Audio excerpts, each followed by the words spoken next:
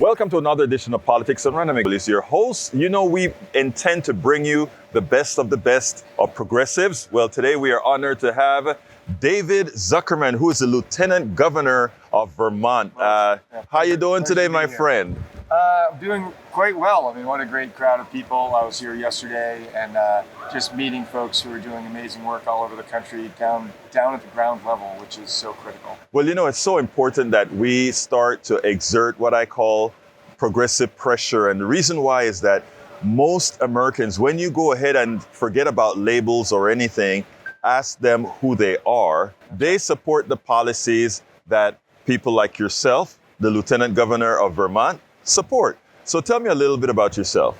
Well, I grew up in Boston, but I went to UVM in Vermont. And in '92, I saw Bernie speak on the steps of the library and thought, who is this guy? Right. What is this different world of politics? And that inspired me, as obviously he has now inspired thousands and tens of hundreds of thousands all across the country. And I got involved in his campaign and volunteered. And then local folks who were involved in what was then the Progressive Coalition, now the Progressive Party, the most successful statewide third party in the country. Folks asked me to run in 1994. I'm still a student. I lost, but I won in '96, and I've served for 24 years since then as a legislator for 18 years in the House and in the Senate, and for 6 years as Lieutenant Governor. And we in Vermont have really shifted the discussion. In the '90s, the Democrats sort of thought, oh, the progressives are out to take down the Democrats. And progressives said, we're out to become the second major party. Right. At that time it was the Republicans as far as scale. And to push these policies and issues for working people and for affordable housing and tackling climate issues and social justice issues. It's not about taking down a party or not. It's this sort of, it's not a game. You know, policies matter. And interestingly enough, since the '90s, when the Democrats had a small majority in the House and a small majority in the Senate and a fairly nascent progressive party, to today, the Progressive Party has grown statewide. I still don't know how, managed to become Lieutenant Governor, and the Democrats have become supermajorities in the House and Senate. And the conversation in Vermont has gone from center-right to center-left. Right. Whereas in the rest of the country, while we're still under the sort of duopoly that is, you know, controlled by the media, controlled by massive money, we've seen the country keep shifting to the right. So, I don't know. Well, you know, the interesting thing is it's not the country shifting to the right, it's the politicians shifting to the right and trying to drag the people along with it. But at the same time, I tell you what, the people are progressive. It's interesting to me that when you take a look at Biden is a true, what I call a neoliberal Democrat.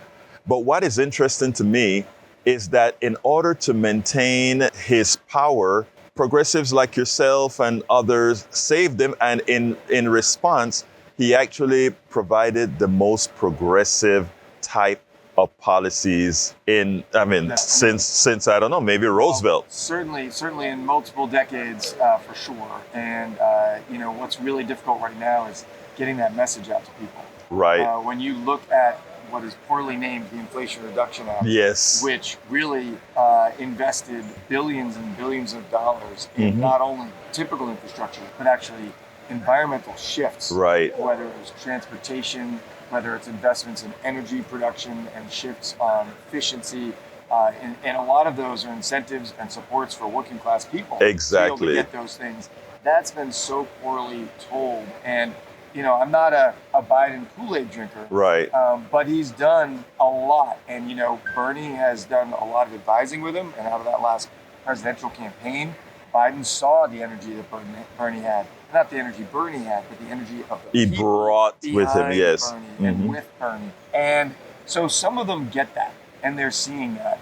Not the majority of them just yet. Right. And, of course, the House is an incredibly challenging circumstance. But, you know, in my mind, if Biden stays in, it's a no-brainer. Right. And people, I think, do have to get up and go out and do the grassroots work that happened in 2020, because the alternative, as bad as some folks feel Biden might be, whether it's with respect to Israel policy in particular in Gaza, but some other areas, Trump would be thousands of times worse and worse off. And I'm not an apologist. I think we have to continue to do the hard work to shift our whole system away from binary thinking. You know, one of the things that... I like the way you said that. I mean, We need people out there that think that way, different frames of references, different levels of indirection. You have to get away from this binary, this duopoly kind of stuff. Absolutely, and I say this to many of my liberal friends who are still very committed to either the Democratic Party or the current electoral and financial system. Exactly. And I point out how good a job we are starting to do to think non-binary with race, non-binary with gender. Yes. And I say this to them so that it can, where they have already shifted their mind, they could then maybe create that mindset parallel in politics. Because exactly. if you just say, the system's broken, they're like, but it's unchangeable, or this is the only way to do it, or we have to beat the Republicans. I'm like, if the mindset is have to beat the Republicans, as opposed to shifting the system to allow far more voices in, to allow far more perspectives in, and to truly represent where the mass direction of the public is, exactly, then we're limiting the scope of the possibility. And I point out that in Vermont, where we have a supermajority, 2 years ago, the Democrats in the House tried to pass a bill that was going to consolidate power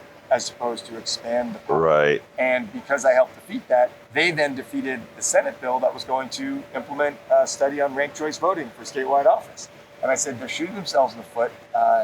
The idea should be to expand the choices through ranked choice and the other, expansion of the voting system away from binary system thinking, and really address campaign finance reform and make a robust public system that competes with private so that no one will do the private financing and actually will make it so everyday. And I think with people like you fighting, now let's get a little bit into your race now, because you have to run for re-election every 2 years. And thus far you've been hitting home runs every single time. You intend to hit a home run in 2024? I do. I'm the only statewide office holder that has a primary. The other Democrats don't. So I say that in that phrasing because I run in the Democratic primary. Right. Because you can only run in one primary. I win that primary, and then I obtain the progressive nomination as well in order to make sure I can run with both. Oh, then got in you. General election, I run as a progressive/Democrat, which enables me to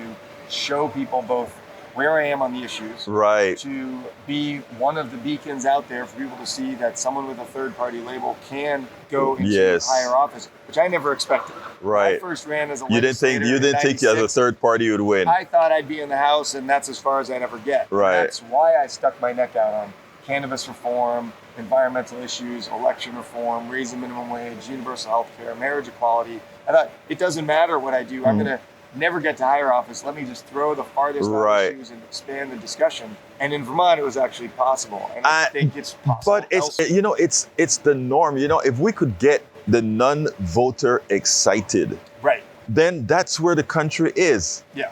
It frustrates me that the United States, somehow we still consider ourselves this sort of hallmark of democracy. And when you look around the world, look what just happened in France. They have a multiple voting round. And so in the first round, the public suddenly saw, holy moly, the right wingers are going to take over.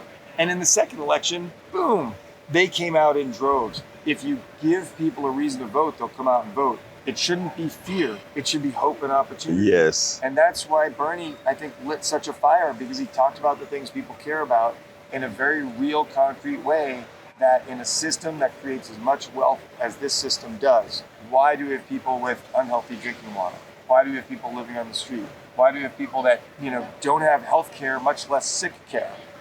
Health care should actually be before sick care. Thank you. Health care is about the food we eat and the quality of what we put in our bodies. Health care is about not working 60 and 80-hour weeks so that we're grinding our bodies down into mush and we're exhausting our minds and creating the mental health challenges. Healthcare is about prevention. Sick care is what is after that, whether we get cancer or as we age, different issues and ailments. And we have to take care of those things. Exactly. But we don't view these things through any appropriate lenses, in part because of mainstream media and the corporate money that goes into the left and that's the right. Why that's why we have independent media, because first of all, you get a chance to expand on the things that you really want to say that you don't get to say in 2 or 3 minutes that you get on mainstream media. you get a chance to get into all the other nooks and crannies where people are. I mean, I'm glad that you hit the media, because one of the issues that we have is the media allows the politicians to ill-inform the people. And what our job is to try to make it better. Now, as Lieutenant Governor, what do you do in Vermont? Well, it's an interesting position because it's considered a part-time job. For one, there's 3 official roles. One is, of course, if something happens to the governor, you are the governor. So you have to be ready to do that. Know the issues, know the people across government, know the people in the state. 2, which is the most profile job, is you are the town moderator or the presiding officer of the Senate. And that's about the institution itself. Right. Making sure that the rules are actually followed so that every voice within the Senate is heard, right? Caveat, is heard, and that the rules are followed and that sort of shenanigans aren't played. Because if we don't have faith in the institution, then we don't have an institution. Right. And that's what is actually also breaking down. Right yeah. now. And then the third is this bizarrely named Committee on Committees, which is the Lieutenant Governor and 2 senators that actually appoint the standing committees of the Senate. And there's some policy in that, because who's on which committee is going to ultimately make it what bills sort of get out and what tone do those bills come out. Otherwise, it's really a soft power. So I travel the state and speak a lot. Because I was always an organizer as a legislator, I also have a pretty big email list. Right. So I put out newsletters to people across the state around the issues that are in the papers with a little more depth, a little more background, and a little bit more opportunity of how do you reach your legislator to ask them go farther or support this or oppose that. And I generate calls. You know, the very first time I was in the office back in 2017, I got elected in 2016, I put out a newsletter. And I said, here's how you reach your senators and reps. Please reach out to them, tell them how you feel. And in the first couple of days, I had 3 different senators come in and say, why did you do that? I hear you're telling people to reach out to me. And it wasn't in a fun tone. Right. Like, what are you doing? And I felt like I was doing my job. Actually, you did, because that's what they're there for. So let me tell you, when do you run for governor? Well, I did run in 2020 for 10 weeks before COVID hit. And then that was a train wreck. Right. Our governor did a reasonably good job, and he also distanced himself from Trump. I have a Republican governor. And so he walked back into office. I got crushed. I came back this 2 years ago. He is still in office. He's still, you know, as a Republican, if you say you don't like Trump, you're suddenly idolized by many Democrats. Exactly. And he's a very decent human being. I'm not going to throw shade on him. We just disagree on a ton of issues, and he vetoes quite a few bills. There's every possibility that in 2 years that's out there.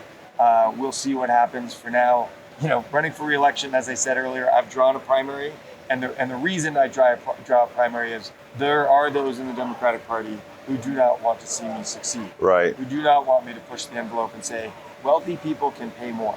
For instance, we have a housing crisis in Vermont, as in many places. Yeah. Vermont had the highest home price increase in the country last year. Wow. 12% across the board. We have the second highest second home ownership. 16% of our residential properties are second homes. For me, we can do 2 things there. One is the top incomes, over $500,000. There was a proposal in the House to raise their tax by 3% on money over $500,000. Over 500, yeah. So if you made $1 million, you'd pay $15,000 more in taxes. Right. I think they could handle it. And it would have raised $70 million to subsidize affordable housing in Vermont. The Senate killed it. I'd like to see that talked about again. Second homeowners. For me, I believe those of us with second homes can afford to pay more so those can afford a first home. Right. Whether it's rent or own. Right. We don't have enough housing for everyday folks. And so, you know, those are the things I'm going to focus on now and keep amplifying. And the climate, Vermont literally just had massive rains from the leftover of that Hurricane Beryl. That it creamed us. We still are without power in Houston. So it hit you and it came up, and literally a year to the day of our massive floods from last year, we have massive flooding. There are roads that are completely wiped out. There are 2 people died. Downtown Barrie got flooded again. Thankfully, our capital didn't quite flood this time, but if we don't address the climate, I mean, to me, the most important issues are economic justice issues, the climate, and electoral reform. Because without electoral reform, all the other social justice issues, everything all the other fails. topics fail. And so I'm just going to keep beating those drums. Give me a closer. Well, you know, I am in an election. The primary is on the 13th of August. So if anybody does want to go to my website, zuckermanforv.com, I could use their help. But really the most important thing, just like here at Netroot Nation, is collect with your community members, do things at the local level, improve your community neighbor to neighbor, and collectively push your local legislators to go farther. Get involved. The biggest thing they want you to do is to pull back. And when they say pull back, you go forward and keep working with your allies and build the movement. David Zuckerman, Lieutenant Governor of Vermont. It was my pleasure to speak to you. I really like where you're going, my friend. Thank you. I'm glad to be here. Appreciate it. Welcome to another edition of Politics on Dynamics. Your hosts, we are honored to have the one and only Jill P. Carter, Senator, State Senator Jill P. Carter of Maryland. How are you doing today? I'm good. And thank you for getting the Jill P. I do go by that, the Jill Carter, but I love the B. No. I do what you write down. Okay. It says Jill P. Carter. But anyhow, Senator, let me ask you this. First of all, what's your thought about having Netroots, the middle of Baltimore, the most progressive organization in the country? It's really exciting. I'm super excited that they're here, that Netroots is here. I'm super excited just about Netroots generally, but choosing Baltimore really is inspiring for us here. And I'm hoping some of the progressive policies and spirit will rub off and spread wider in our city. You know, I think we've interviewed before. I think would it have been in New Orleans maybe? You want to know what it was? Where? In 2019 or 2020, when Elijah Cummings died, I was one of the people in the race to replace him in Congress. Yes. You interviewed me in that congressional race. Yes. I am looking at the name and I'm saying, I know her. Wow, it's a small world, isn't it? It's a small world. But anyhow, tell me about, first of all, you're now senator though. Yeah, so I was a senator then. I was 2 years in then, I think. I'm 6 years in now. Okay, that's right. Yeah. It was a special election. Right. Because, you know, Congressman Cummings sadly abruptly died. Yes. Then it was a special election. Yes. So I didn't do bad in that race though. No, I know. I mean, a politician never wants to say, but why would you do bad? I mean, look, you've been in the delegate, House of Delegates. And you know what happens with progressive candidates often, But you know what? It is good to know that we have progressives that's starting to permeate not only the state houses, but also moving up to the federal levels. What does being a progressive mean to you? So, as my mom told me a long time ago, when I asked her as a kid, why are we Democrats and not Republicans? She said because Democrats generally stand for progress and moving forward. Right. Whereas the conservatives, in her view, the Republicans want to stand still, be stagnant, or keep us back to the old policy of the past. And for Black people in America, that means being enslaved. We know what that means. But we don't even have to say in her view. It is the view, right? It is not her view. It is the view. And I mean, I sit back and watch often whenever a person of color tells me that they're a conservative, I really want to send a psychiatrist over to them. And I know that's not the politically correct thing to say, but I really don't think they understand the real meaning of what conservatism is. But, Dr. Cornel West, I think, wrote a long time ago in Race Matters that to be a Black Republican is to be schizophrenic. You gotta be. I mean, and it's not that, I love my Republican friends. I even have MAGA friends. I love them, but they're just wrong. Yeah, exactly. I love that. Yeah. They're just simply wrong. 100%. And, I don't try to hurt somebody just because they're wrong. Exactly. And that's what we have to learn as progressive. But tell me what you brought to your district. What have you brought? Well, I shouldn't even say to district, but to Maryland. So I think the answers are different. For the district, we focus every year on what money we can bring for capital improvements and other kinds of things. And of course, we've had some good years. Right. This last year wasn't so good. But for a couple of years, especially with the money coming in, from the federal government to states and cities, we were able to bring a lot of resources. I think that's the biggest thing that they want from me in the General Assembly. But I think the overall people, as a Maryland senator, what I've brought is, frankly, a rarity, which is a person who is free to represent and advocate for the people that are usually silenced in the institution of power. And I'm free for a couple of reasons. Right. I was born to a civil rights activist and leader. Yeah, and your father, everybody knows your father well, yes. I didn't really have a choice. It was my DNA. And Right, that's who I am. right. And so I just took that legacy to the General Assembly and never had any confusion. I've never been beholden to a machine or an establishment, always to what I think is right by the people. And that is the thing we need more of, because it's difficult. It's not easy. You have to have a strong Yes, core, yeah. and you have to believe so strongly in your principles that you are not swayed by the fact that you're not popular with the people you work with. Exactly. You wonder sometimes why people want to serve. Do they really want to serve the people, or just serve for the title? I mean, you have a great title, State Senator Jill P. Carter. They give us tags. You get all of that, it's. But the thing about ultimately, you're there to serve. Ultimately, and that's what you're good at. I mean, in fact, you've been called sort of like a rose in the wilderness or something. No, I'm not kidding you. That, yeah. I'm not kidding you. The lone voice in the wilderness. You've been called the lone voice in the wilderness. And it's true. I mean, we don't have people that really put the people first. It's about who gives me some money first. Who are the door? They've had this study that they've shown that doesn't matter what the people want. It's the person who gives the money that actually gets the 100%. vote. But that money so dominates. Right. I've been in politics now for almost 20 years. Right. And it is even more prevalent now. Yeah. And I want people to understand something so serious. To be considered a viable candidate for Senate in the state race, Right. or even a successful senator, you're expected to have a minimum of $300,000 in your campaign account. Wow. Really, For a many, state the high-level senator. ones have millions, and then people, oscillate around 5 to 7 that are like the high-ranking ones. Right. What people don't know, let me tell you a secret. Yeah. The amount of money you have and raise affects your position in the place. Meaning that if you can raise a lot of money and contribute to the caucus, the Democratic caucus or the leadership caucus, Right. you're likely to be elevated into Right. higher positions within the body. But if you're someone like me, who has struggled always to Right. raise money, I got to raise from the people Right. primarily. And in the earlier days, I used to it was so much of a hassle. I was just like, I'm just going to pay for stuff myself. Right. And I didn't have money. Right. It wasn't worth. Throw it on the getting credit the card phone and begging for money. I hate Yeah. that. It's really Yeah.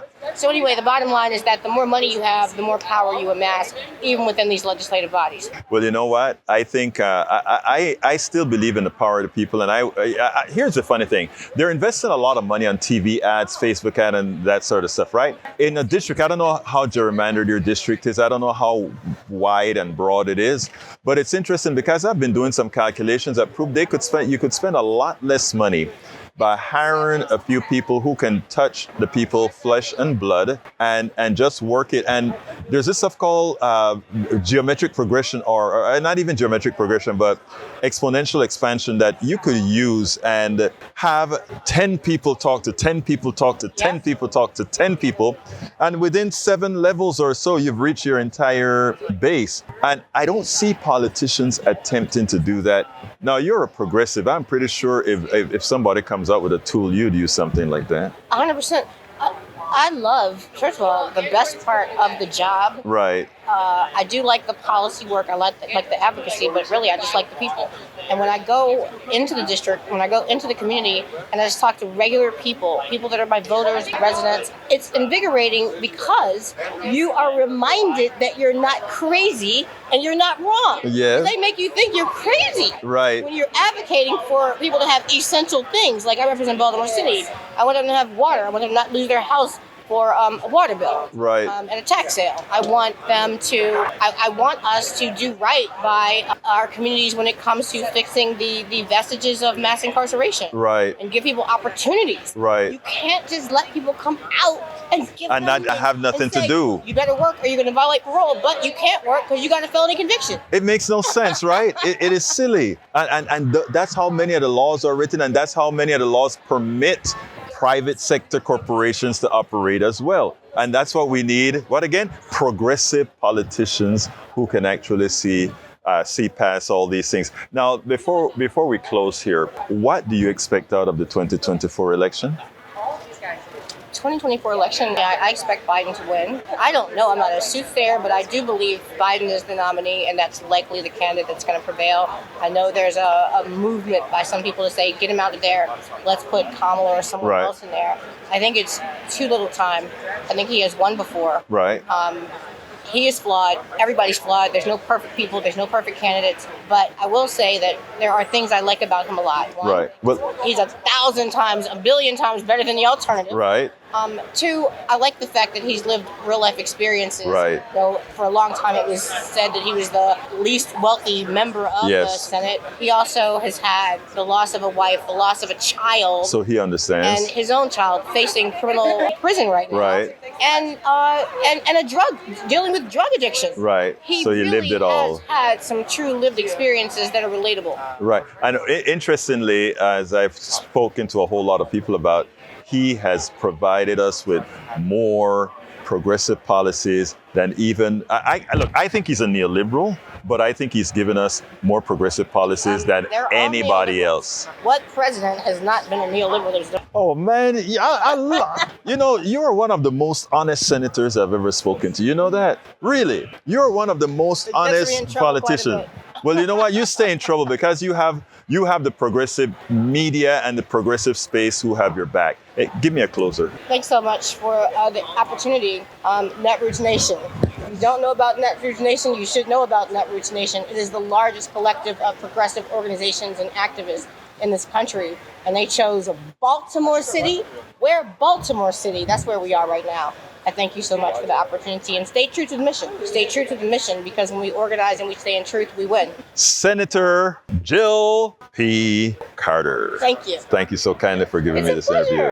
Politics Done Right depends on you to keep doing what we do. What do? We make sure to keep, number one, the internet seeded with blogs and information to counter the right and to present what progressives represent for the benefit of us all to everybody, so that it's not misled by any other entity. We make sure and populate that internet with blogs, with videos, with all these other things to make sure that we are informed and to counter everything that you normally hear that are lying at the right. We also make sure to create articles in magazines, articles in newspapers all around the country to ensure, again, that our message gets out there. Last but not least, we also write books. As you see it, Class Warfare, the Only Resort to Right-Wing Doom, How to Make America Utopia, are two of the many books that I've written on these issues. So please support us in one of many ways. Numero uno, you can support us at PayPal, either one time or monthly. Go to politicsdoneright.com/PayPal. You can support us on Patreon. That is politicsdoneright.com/Patreon. Patreon is spelled Patreon. You can support us by becoming a part of our YouTube channel, going to politicsdoneright.com/YouTube, or you can support us in many other forms that you can find at politicsdoneright.com/support. Be sure to visit our store, politicsdoneright.com/store, and get our books at politicsdoneright.com/books. We're here with Mr. Gervais. Did I say that right? Joseph Geevarghese. I got to read this. I'm so sorry. Joseph Geevarghese. Geevarghese. Okay, I get it. Listen, my name is Egberto Willies. I bet you can't say it. Egberto? Thank you. I don't feel bad. You mispronounced my name. I mispronounced your name. So we're both from... even. I'm from Panama. Right on. Central America. You know how that goes. Anyway, tell me about our revolution. What are we into right now? So our revolution was founded by Bernie Sanders after his 2016 presidential bid. Our mission is to keep the progressive electoral base mobilized over the long term. And really to do three things, right? To elect down ballot progressives at every level of government, to fight for progressive issues like the ones that Bernie ran on, whether it's healthcare for all, whether it's climate justice. And the last part is to make sure we transform the Democratic Party. So it's not a corporate-owned Democratic Party, but it's a party that represents the will of the people.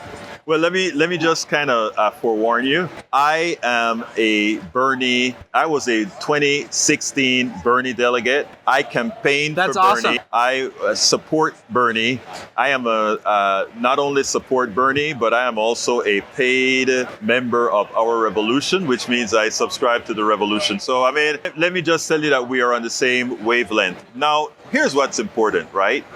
I love what you say about we have to decorporatize the Democratic Party. But the other thing that I love and why I think Bernie must be respected so well is Bernie has been pragmatic in his progressivism. In other words, he's caucusing very well with the Democratic Party, and in doing so, along with his flank, and you tell me, I think we've attained more progressive policies under Biden with the support of Bernie than any other president since Roosevelt. Please tell me more. No, I think that's right. And look, at the end of the day, this is, we're playing an inside-outside game. Right. Right. On the outside, we have elected dozens of progressive members of Congress. We have elected thousands of down ballot progressives. All of that put together, right, shows that Bernie's not a lone voice in the wilderness. There's actually a movement. And that gives people like Bernie a real seat at the table when he's engaging with the administration. And that's what's helped us achieve as much as we have. That being said, have we gotten everything we want? No.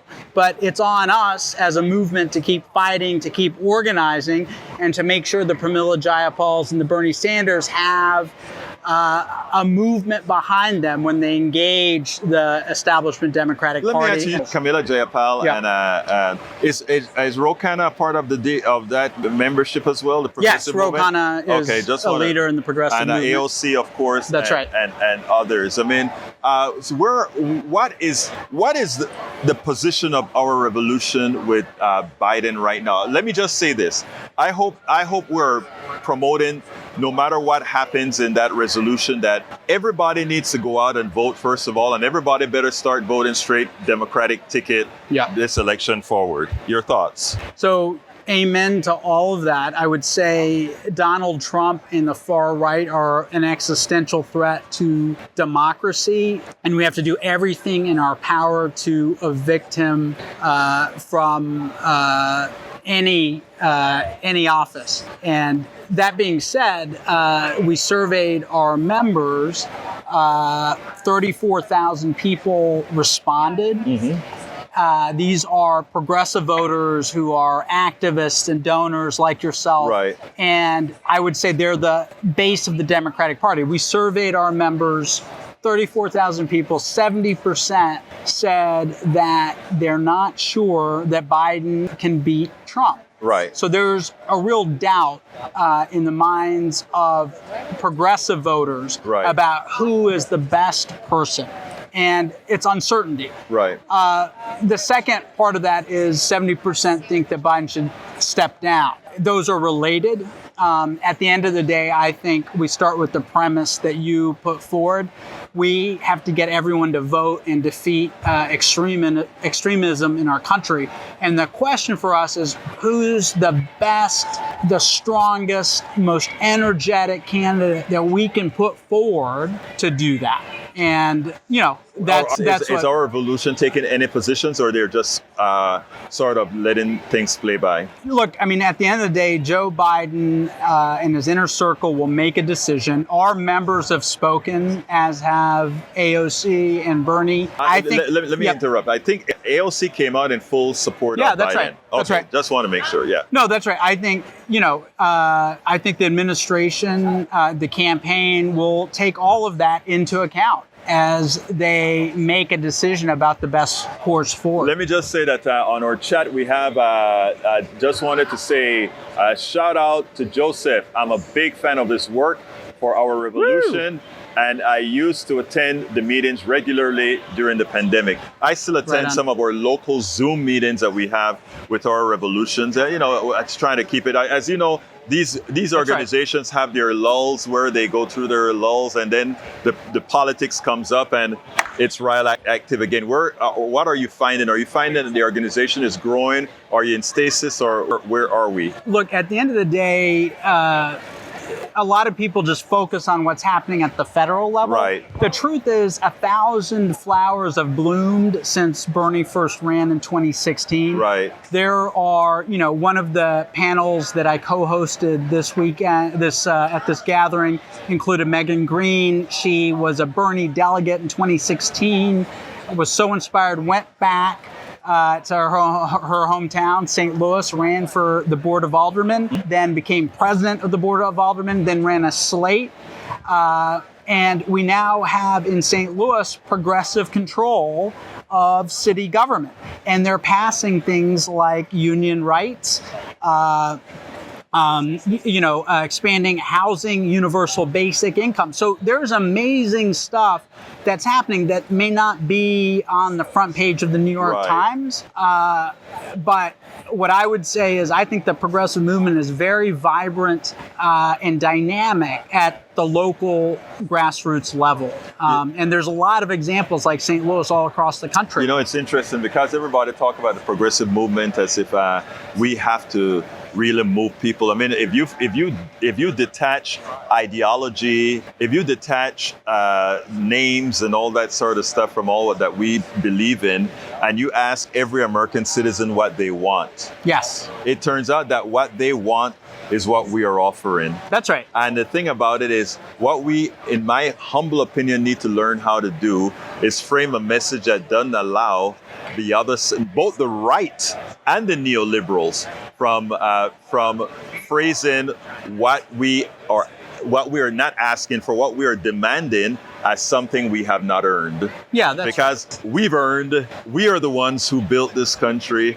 The existence of billionaires are really things on our backs. So when we're telling them to pay more, we're not asking them to do a favor. We're asking them to return the loot. Yeah, that's right. I am completely with you. And look, at the end of the day, we the people, right, we want that which is basic. We want a decent place to live. We want food on the table. We want a good job. We want to make sure our kids have a better life than we have. Right. We're not asking for something that's outrageous. We're asking for basic fairness. And that's why we founded this country. We did not want power to be concentrated in a single individual, whether it was a king or a set of private companies, monopolies, right?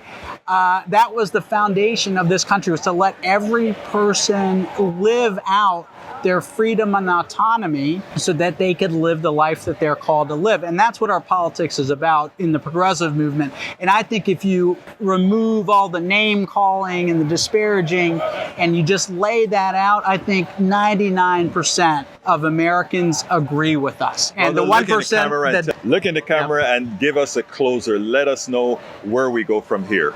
So, brothers and sisters, where we go from here is we keep fighting. We have made dramatic strides since 2016 in terms of advancing our agenda, whether it's healthcare for all, whether it's climate justice, whether it's union rights, raising wages. And we've got to keep hope alive because we've got to keep organizing to keep winning on the progress that we've made. So for all of the listeners out there, this moment might feel a little self-defeating. We may feel discouraged, but at the end of the day, where we've come in just less than a decade is remarkable. Joseph, let me tell you, I have no despair. I have no fear.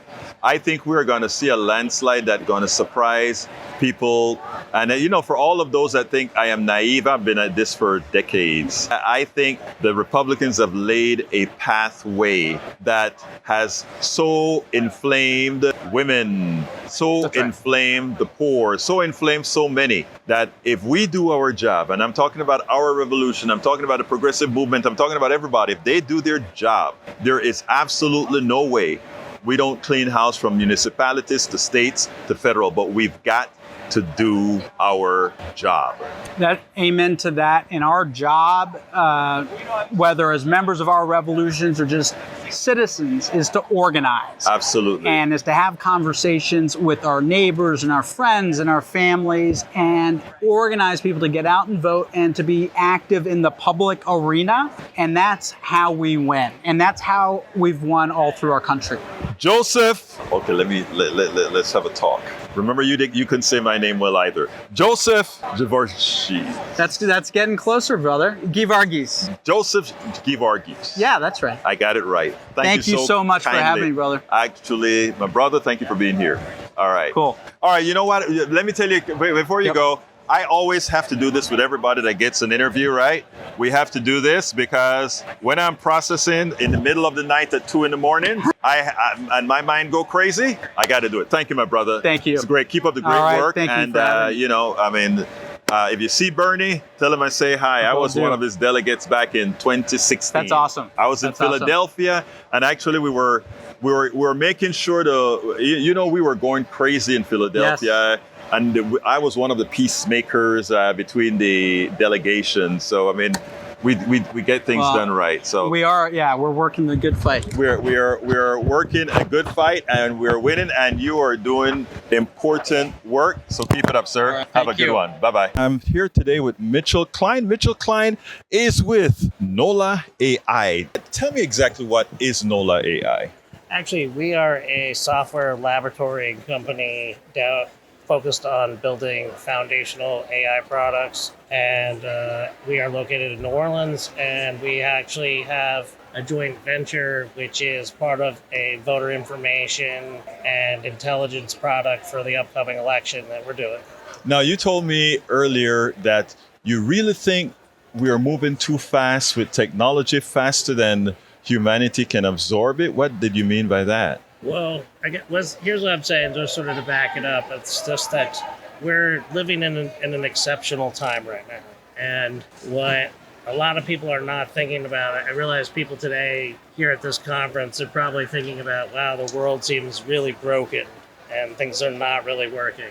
It's especially true in our politics where we're at this great impasse in our country, people not getting along, all of that. But I truly believe that a lot of that is happening because everything that was built for last century is basically breaking in this century. These old systems of government and doing things are not able to keep up with the speed and pace of technology that continually breaks business models, right? In our lifetimes, we've seen 4 or 5 different forms of telephone, right? Right. You were taught. You brought up and said, right, "Look, the business I have been rotary." broken for telephones 5 different times. Right. But now the business model for the internet may be breaking. Like AI may be replacing the internet, and I think I believe that we're definitely facing some sort of human evolution here too, as our biology advances at a great rate, and our machines advance at a great rate. And I think we're about to see 1 million humanoid robots on Earth in the next 5 years. Right. A lot of things are going to be changing very rapidly, and I don't think we can count on politics not being one of those things that changes. Right. And what's your envisionment of what that really means, and also with the technologies that you work on, what do you think that means? Okay. Well, so what I think it means is I think there's a couple different things that are really important here. One is that a lot of these technologies to date have really been only used to divide people. Right. If we look at the situation that happened in the last election, where in the 2016 election with Cambridge Analytica, psychographic profiling, Facebook I think you should ads. explain that because a lot of people don't understand what actually happened there. What happened there, I mean, essentially nothing different than is what is really going on in the world now, which is that companies know everything about you based on machine learning. Right. They're able to predict your personalities and all that. But what was different there is that the folks that were at Cambridge Analytica, in order to try to provide a base to Trump, what they did is they identified the most extreme and angry people in every direction, and they just pitted them against each other and had them fight each other. And you probably remember this period of time when you were on social media, people would be getting in fights with you that you barely knew, but you'd be incensed. Right. And that actually sort of, I think, broke politics in our country because reasonable people don't want to have fights with their friends all day. Right. They don't care that Well, I mean, in much. fact, that's how Congress used to be, right? A lot of people from different political perspectives, they would sit down, they'll have dinner, they'll have their fights in the halls of Congress and go Yes. have a drink. Yes. All of that is gone because people now think they're mortal enemies as opposed to we are all looking for the same things at the same time. It's not rational. It is Okay, what does that say, though, about AI versus the brain, the natural Well, brain? what it says is that we've known for a long time that if you just keep repeating the same message to people enough, they will get stuck. Right. And that's like what the KGB did. That's Right. that's what our Own CIA. our intelligence agencies know about war, right? So Right. people are conducting war as politics right now, and that's part of why things aren't working. But here's the thing. The same technologies could be used to try to find ways to have people get along better and cooperate. That Right. is actually a statement of fact. Yeah. And the thing about it is there are now people trying to do that. In fact, with our program here at Politics Done Right, we are trying to bring people together. As progressives as we are, we're trying to bring people together, showing that they do share commons. Most people, regardless of Political where they ideology. grew up with, their race, everything, most people are good. Yeah. Actually, most people. Actually, right. Now, I was an organizer in my life for a group called Acorn for 16 years. I remember Yeah. Acorn that was shut Yeah. down Yeah, illegally. It was attacked by the Republicans savagely. But my point of saying that is that right now organizing is broken. Right, Okay, it's fun. I mean, there's no one at this conference that really does organizing. right. They might say they do, but they don't do it like they're not out banging on doors finding new members every day. And that's the thing. People have allowed the system to do the organize, try to make the system Yeah. do the organizing for them, as opposed to creating relationships. Yes. The old form of organizing used to be creating relationships, your trust, your sphere of trust. Yeah. And the sphere of trust now has become an electronic And media. I think so too. And I think it's done another thing, which I think is that something that we all realize is that if we're constantly segmenting people and saying people act this way if they're this way, they live here, they act this way, they're this race, they're going to vote like this. If we constantly segmenting people and making assumptions, then are we actually just always looking for division, even if our intentions are not bad? And that to me has really driven like a problem in our society where people look harder for what separates them than they look for what's common ground. That is very true. Now, that does hit a double-sworded area Yeah, it when we does. talk about identity politics. It Because does. the reason you have identity politics is because identities historically in this country have been Yes. treated differently. People, what many on the right have done with identity politics is use the same terminology, the same phraseology you just used, which Yes. says if we're looking for division, we're going to get division. Right. While Well, identity politics, their thing has been to shut down discussion. right, My thing is, okay, if we really want to think about how people are going to get along, we actually have to kind of like lower the temperature in the conversations. We Right. shouldn't just start with, I'm angry and here's the most extreme position I can take for every conversation. right. What we need to do is like look at the things where we probably can all agree as Americans. And I think that's that's not to say like the problem is that the same people that are trying to shut down everything about discussion, their real agenda is just like racism. Right. Right? So they're full of shit. Right. So like they're not genuine about it. Right. And so it's all just like to me, it's all just like very difficult to discuss because there's also a certain reality that like we don't actually have to always emphasize our divisions. Right. And people feel like we have to say that because we're in such a hostile environment. Right. Your reaction to that is from the hostile environment we live in. Exactly. And your fear of that fact that it could get so much worse. And I think we are in that moment in the world where we're seeing that the systems that protected us for 250 years in our country, no, for 60 years in our country. Right. Okay. First Thank 200 you. years were fascist. Okay? Right. Besides slavery, other things too. Okay. But the point is, the systems that sort of have protected us for the 60 years are being deconstructed.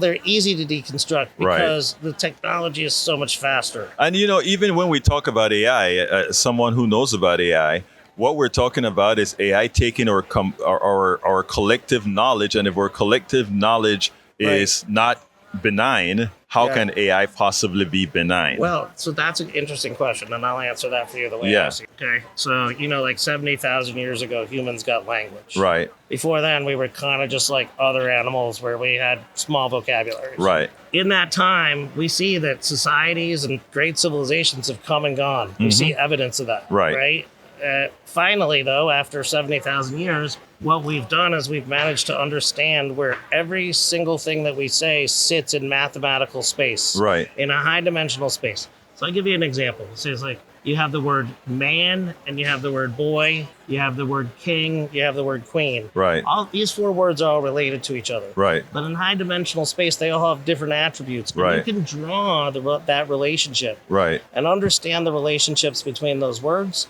And then we can actually predict based on frequency of word and other attributes what the very next word should be. That's what AI really is. Generally. right. Right? It's the ability to both predict and get the right word, right? And understand the relationship between the words. Exactly, Right? exactly. Now, here's the problems we're facing with AI, which I think is really, really significant to the world we're in right now. Really significant. Number one, the voracious pace of technology is sucking up energy. Yes, Okay, we think it's about cars. It's going to be about data centers right, and crunching this data.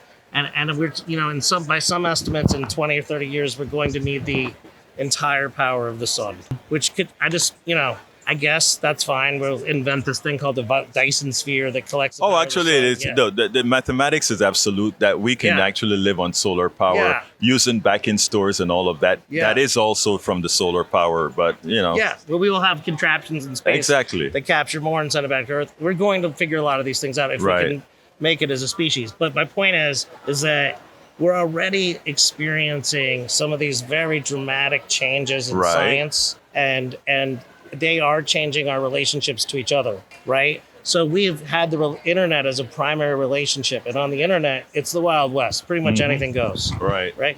But when you start having AI with predictive analytics and you start reaching for veracity and what veracity really means, which is a common epistemic meaning between humans, right? That I really meant what I said and you really understood what I meant. And then you said something back to me and I pretty much understood what you said back. because That- yes, That is a theory of mind thing. That is about who has possession of the thought or the item. When we are able to reach that level, and we're able to reach the level of reasoning, true reasoning and curiosity, when you're going to. And what I'm telling you is that my company is working on all those things. Well, look, it's been So- a pleasure. Yeah. It's been my pleasure speaking to you, and I think this level of discussion is important going forward, especially with the advent of the explosion in AI. So, look, And I think it's going to be. I think next year, if you're at Netroots, you're going to see right, it will be a different conference just because of this. Mitchell. Thank you. Thank you. Welcome to another edition of Politics and Right. My name is Egberto Willies. Today we are honored to have Alice Gachuzo-Colin. Alice, Yes. how are you doing today? I am well. Thank you for having me. Well, absolutely. So you are representing Get Loud Arkansas. What does Loud Get Loud Arkansas. Arkansas stand for? Oh, Lord, we are a civic engagement organization. We're a nonprofit, and we focus on voter education, voter registration. We fight voter suppression. We like to give information knowledge. Our job is to empower every citizen of Arkansas with the ability to take back their power through voting. That is what we do. That's important because Arkansas is one of those states that really try their ultimate best to keep people or to keep some people from voting. And those are the people that they think would have a propensity to vote for Democrats. So I know you're a nonpartisan. We are a 501c3, so we don't endorse anyone. Right. However, we have You to be educate. real. That's what 501c3s do. They That's what we educate. and Right. so our job is to make sure that, okay, say you don't vote. Why don't you vote? Right. Tell me why you don't vote, and then let me educate you on the importance of voting. Right. In the state of Arkansas, there are so many people that believe that if you have a felony on your record, you can't vote. Right. Well, in actuality, you can. All you have to do is show that you are off of papers, you're off of probation, and you pay your fines. and then you can re-register. Right. So there was a time in the state of Arkansas where your probation officers and your parole officers actually had to inform you of that. Right. They had to tell you, okay, you're about to be off of paper, now you can register. See, that has been taken off the books, so they no longer have to let you know that. So our job, what we take as our job, what we make as our job, is to make sure that you know that you have your power. That is great. I mean, I think if we were to have, or if we continue to get 501c3s like what you have right now out there, really engage in the community. And you know what? Let me tell you this, Alice. Right now, if we look at the amount of money that the people are spending on ads and so forth to try to promote their message, it seems to me it would be a lot more efficient if instead of giving those mega dollars to wide-eye TV ads or Facebook ads that cost a whole lot of money, that investing in 501c3s like you have and others that actually engage the people on the flesh and blood level, on the baseline level, would actually get more done. The beautiful thing about Get Loud Arkansas is Get Loud Arkansas was started by an Arkansas former state senator, Senator Joyce Elliott. Now, Senator Elliott was in Arkansas politics, like in the legislative senate and on different levels of the House for 20 years. Right. This is a black woman in the state of Arkansas that held that kind of, that position for that long. And so when she, there's a time limit. Right. 20 years is her limit. She got to go. Right. And so she knew that she still wanted to be able to engage. Right. And she still wanted to be able to make a change. Right. And so she started Get Loud with the intention of making sure that her constituents still saw that she loved them. Right. Right. And it's not just hers, it's all of them. Because regardless of what your opinion is, you still have the right to voice that opinion. Exactly. That is the democracy. That's America. That's what we have. And that's voting. That's what voting is. And that's what you stand for. That is what we stand for. I mean, you have Get Loud Arkansas is a nonprofit civic engagement organization founded by Senator Joyce Elliott to fight voter suppression, register new voters, engage low turnout voters, and mobilize communities to use the power of their vote to shape the future of Arkansas. Because Arkansas is worth it. Actually, let me tell you, I've been to Hot Springs a few times. I've been to the lake, been to the fisheries that you had out there. You have a lovely state. And, you really have a lovely state. And when you get into the mountains and get lost. It's so gorgeous. It's beautiful. And there's a place you can actually, I think, go hunt diamonds or something like that. That is, that's a little bit past Hot Springs. Right. But it's the Diamond Crater. And it's like the only place in the country, actually. Right. That you can actually just go and camp up and dig. And if you find a quarter-carat diamond, it's yours. It's yours. If you find a 5-carat diamond, it's yours. And it's free. Yes. I mean, it's free. And so, yeah, we have a lot of gems. No kidding, in more ways than one, right? We have a lot of gems with our gems. But we have a lot of politics that need to change. And the only way that those politics are going to change is if we get folks mobilized and get them voting and actually make them understand that you may not see the importance today, but sit back a minute. Right. Just wait a minute. Something is going to strike. Right. And when that time does, we want to be here. And another thing that we speak on is we speak on purging. Absolutely. A lot of people don't understand that, we give classes on how you can prevent yourself from being purged. A lot of people don't even know that they will actually kick you off the registration list. I know. You will go. And then you go vote and you can't. And you can't vote. Without even informing you officially. They send you a piece of paper that looks like this. And you get those little And you throw it in the trash. Exactly. But in actuality, if you don't vote in 2 federal elections, they will. Your state has the right to take you off the list. That is Arkansas's law. Each state has their own law, but that is Arkansas. And so that's something that we teach on. We have text banks specifically for lists, and we text. We don't care. So when you get a purge, when you find out there's a purge, you find a way to directly engage those people. We engage them.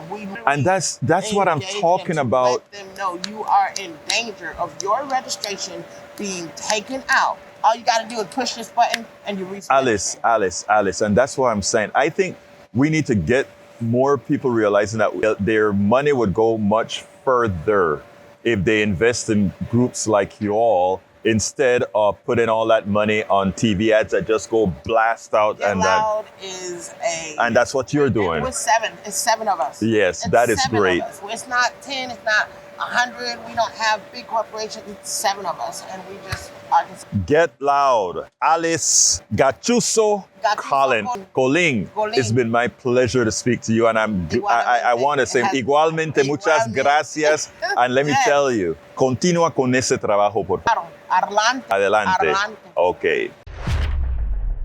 We spend a lot of time deconstructing the news, trying to parse it into a form that everybody can understand. We try to find those little nitpicks where it flies above the fray, etc.